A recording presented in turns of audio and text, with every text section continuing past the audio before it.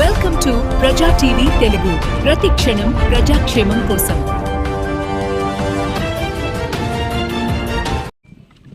YSR Congress party అన్నదాత పూరు అనే కార్యక్రమం ద్వారా ఈరోజు అన్ని ఆర్డీఓ కార్యాలయాల దగ్గర ఒక వినతి పత్రాన్ని రైతు నాయకులు, వైఎస్ఆర్ పార్టీ శ్రేణులు అందరూ కలిసి ఆర్డీఓ గారికి వినతి పత్రం ఇవ్వమని చెప్పి జగన్మోహన్ రెడ్డి గారి ఆదేశాల మేరకు ఈరోజు మన డోన్ ఆర్డీఓ గారికి ముఖ్యంగా రైతు సమస్యల గురించి, ఈరోజు యూరియా కొరత ఎదుర్కొంటున్న విషయం గురించి ఇక్కడ ఒక వినతి పత్రం కూడా ఆర్డీఓ గారికి ఇవ్వడం జరిగింది. ఈ కూటమి ప్రభుత్వం అధికారంలోకి వచ్చిన తర్వాత ఈరోజు రైతులు, ప్రతి రైతు కళ్ళల్లో కన్నీళ్ళు తప్ప ఏది కూడా మిగలడం లే. ఎందుకంటే ఈరోజు రైతులకు గిట్టుబాటు ధర లేదు. ఏ పంటకు, ఒక మిర్చి పంట కానీ, ఒక ఉల్లి కానీ, ఒక వరికి కానీ, ఏ పంటకు కూడా, పొగాకు కానీ ఏ పంటకు కూడా గిట్టుబాటు ధర లేదు.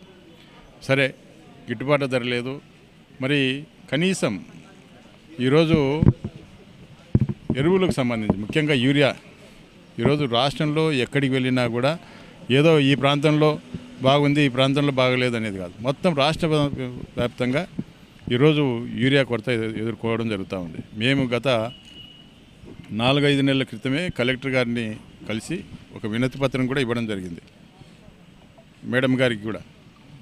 ఈ విధంగా ఈ యొక్క జిల్లాలో ముఖ్యంగా నంద్యాల ప్రాంతంలో, ఈ యొక్క ఏపీలోనే ఎక్కువగా వరి పంట ఎక్కువ వేసే ప్రాంతం నంద్యాల ప్రాంతం.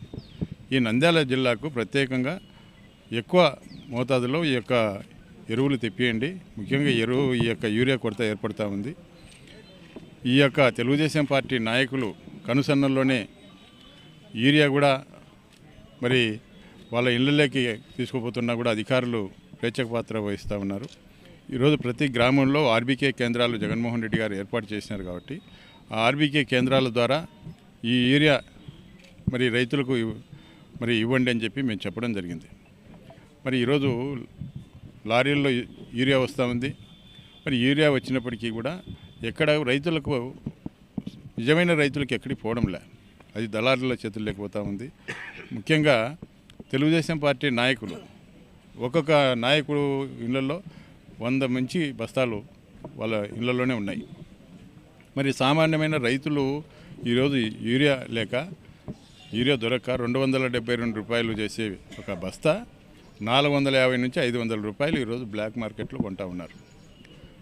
మరి అది కూడా ఏదైనా ఒక యూరియా బస్తా కావాలంటే దానికి సంబంధించి నానో యూరియా అని చెప్పి అది సపరేట్గా దాన్ని కొనాలని చెప్పి మళ్ళీ అది ఒక డిమాండ్. ఈరోజు రైతులను అంత గజిబిజి గందరగోళం చేస్తూ ఉన్నారు ఈ ప్రభుత్వం వచ్చిన తర్వాత. మరి ఈ విధంగా చేస్తూ ఈరోజు సాక్షాత్తు ఈరోజు వ్యవసాయ శాఖ మంత్రి అచ్చెన్నాయుడు గారు చెప్తా ఉన్నారు, ఈరోజు రైతులందరూ క్యూలో నిలబడి, రైతులు వాళ్ళ యొక్క పనులన్నీ వదిలిపెట్టుకొని వాళ్ళ పాస్బుక్లు అయితేనేమి, వేసుకుంటే టవల్స్ అయితేనేమి, లేకుంటే చెప్పుల చేతులు అయితేనేమి లైన్లో పెట్టించి పొద్దుటి నుంచి వాళ్ళు కనీసం అన్నము నీళ్లు లేకుండా పడిగాపులు కాస్తున్నా కూడా ఈ ప్రభుత్వానికి ఈరోజు కనీసం చీమ కుట్టినట్టు కూడా లేదు. మళ్ళీ పైగా ఈరోజు ఈ యొక్క అచ్చెన్నాయుడు గారు హేళన చేస్తూ ఉన్నాడు. అంటే మనం పెళ్లి బంతికి పోతాము, భోజనానికి పోతాము, మరి బఫే తినడం లేదా, లైన్లో పోవడం లేదా అని చెప్పి హేళన చేసే విధంగా మాట్లాడడం జరుగుతూ ఉంది. అదేవిధంగా చంద్రబాబు నాయుడు గారు కూడా ఈరోజు రైతుల గురించి, మేము గతంలో మీకు 5,000 వేసినాను, ఎవరైనా మాట్లాడితే మరి నోరు జాగ్రత్త అని చెప్పి చెప్తా ఉన్నాడు, బెదిరిస్తూ ఉన్నాడు. ఎందుకంటే ఈరోజు రైతులు సమస్యలు ఎదుర్కొంటా ఉన్నారు. అయ్యా మాకు యూరియా ఇవ్వండి, ఎప్పుడు కూడా గతంలో ఎప్పుడు ఈ పరిస్థితి లేదు, మీరు ఇంతకుముందు మాకు గిట్టుబాటు ధర లేదు మా యొక్క పంటలకు, కనీసం యూరియానే ఇచ్చి ఆదుకోండి అని చెప్పి మహాప్రభు అని చెప్పి వేడుకుంటా ఉన్నారు. అయినా కూడా వాళ్ళకు రైతుల మీద కనికరం లేదు. ఎందుకంటే వాళ్ళు మొదటి నుంచి కూడా చంద్రబాబు నాయుడు గారు వ్యవసాయం దండగా, మీరు వరి వేయద్దు, 2 గేదెలను పెట్టుకోండి, అవే మీకు వృద్ధి చెందుతుందని చెప్పి ఉచిత సలహాలు చెప్తా ఉన్నాడు. కానీ ఈరోజు కేవలం ఆయన డైరీ బాగు కోసం ఆలోచన చేస్తున్నారు తప్ప ప్రజల గురించి కానీ, రైతులు ఈ విధంగా ఇన్ని సమస్యలు ఎదుర్కొంటూ ఉన్నారు. ఏ విధంగా ఈ సమస్యలు పరిష్కారం చేయాలి అంటే జగన్మోహన్ రెడ్డి గారు కూడా సచివాలయ వ్యవస్థ ఏర్పాటు చేయడం జరిగింది. అదేవిధంగా ఈరోజు ఆర్బీకే కేంద్రాలు ఏర్పాటు చేయడం. మరి ఆర్బీకే కేంద్రాల ద్వారా గతంలో మా 5 సంవత్సరాల జగన్మోహన్ రెడ్డి గారి మరి టైంలో ఎక్కడ కూడా యూరియా కొరత రాకుండా మరి రైతులు పండించిన పంటకు గిట్టుబాటు ధర కల్పించడం జరిగింది. యూరియా కొరత రాకుండా చూసుకోవడం జరిగింది. మరి ఇప్పుడే ఎందుకు వస్తూ ఉంది? ఇదంతా కూడా తెలుగుదేశం పార్టీ నాయకులు ఈరోజు ఇసుక అయితేనేమి, మట్టి అయితేనేమి, ఈరోజు కబ్జాలు అయితేనేమి ఇవన్నీ కూడా చేస్తూ ఉన్నారు. దీన్ని కూడా యూరియాను కూడా దీన్ని రైతులకు అందకుండా వాళ్లకు సంబంధించిన నాయకులకు, వాళ్ళ ఎమ్మెల్యేలకు, వాళ్ళ మంత్రులకు వాళ్ళ ఇళ్లలో యూరియా ఉంది తప్ప యూరియా లారీల్లో వస్తూ ఉంది. కానీ ఎవరికి వెళ్తూ ఉంది? ఈ యొక్క తెలుగుదేశం పార్టీ నాయకులు ఇళ్లలోకి వెళ్తూ ఉంది. ఎక్కడ కూడా రైతులకు ఇచ్చే పరిస్థితి లేదు.